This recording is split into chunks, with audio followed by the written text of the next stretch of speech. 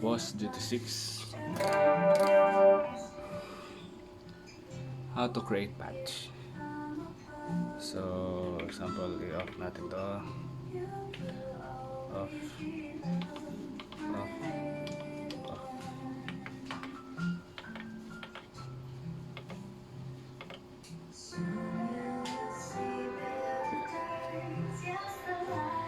So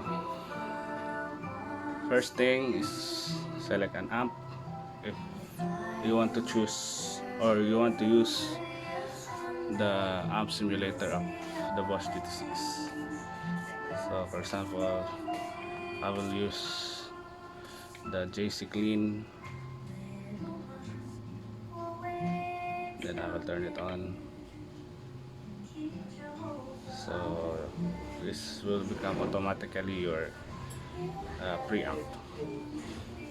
This is for the gain. So as you can see, there are no ghost knob. Gain, bass, middle, and the treble, as well as the level. On this one,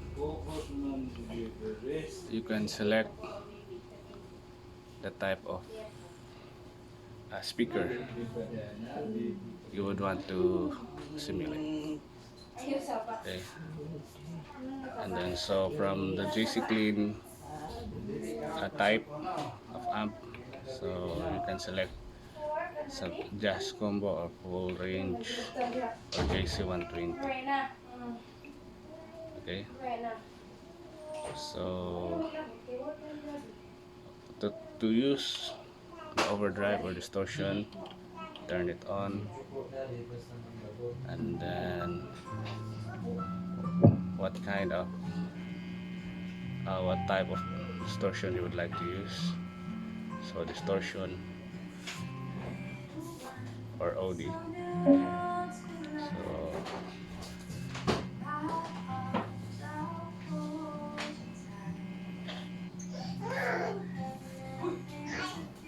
distortion. So what type of distortion? American UP or distortion.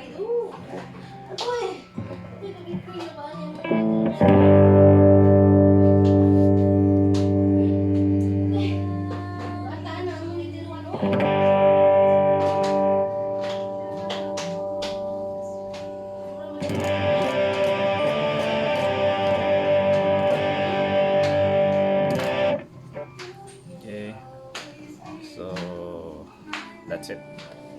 If you want to edit the parameter, type of distortion, so drive, this will automatically be your drive level and the level up. But if you want to edit the bass, the treble of the distortion, the level, you will have to use this to edit more of the parameter of distortion. So the delay, let's turn it on. So type of delay, single or pan delay. Delay time, for example, we will use the single delay. So delay time, feedback.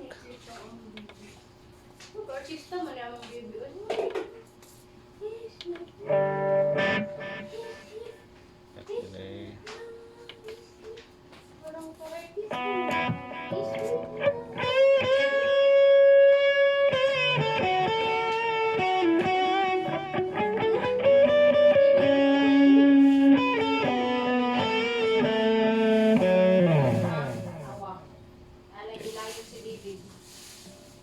Feedback, the level. So if you want to add some chorus, chorus on, and then chorus level. Pati Same thing if you want to edit more about the chorus, so type of chorus, stereo or mono, then rate, depth, pre-delay, high cut, and then the effect level.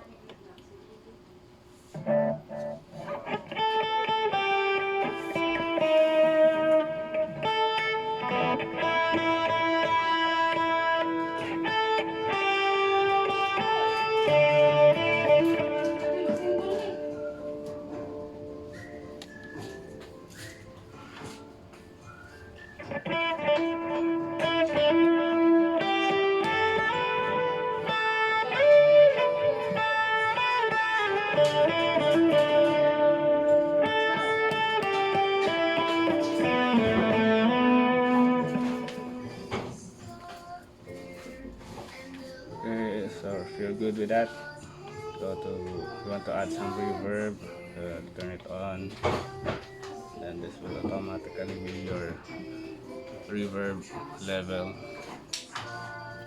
So same thing if you want to edit the reverb, the parameter of the reverb, so you just go here, type of reverb, reverb time, per delay, low cut, high cut, density, effect level.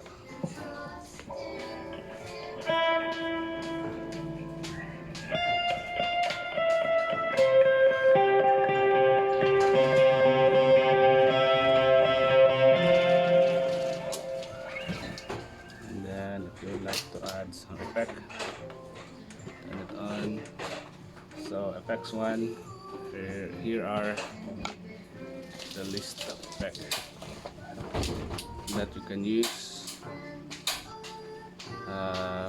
This one is on the limiter, sorry. So limiter, AC guitar, compressor, limiter, acoustic guitar, pickup simulation. So if you like to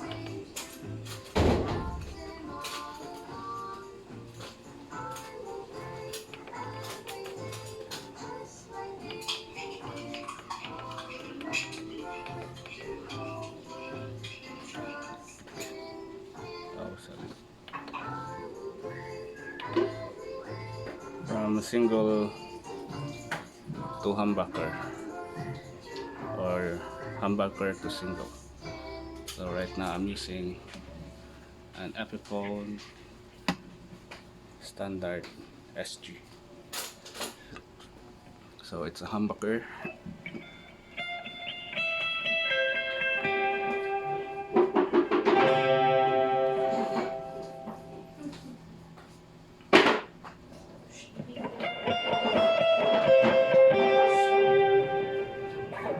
So I don't know if you can hear the difference, but on the actual, there really is some difference.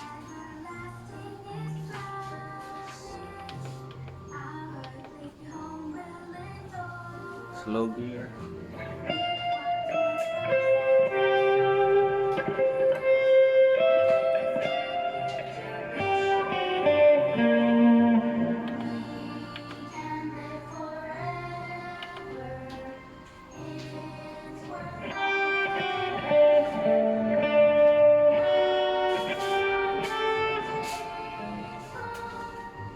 If you're good with that, you can add some effects too. So first one, the phaser,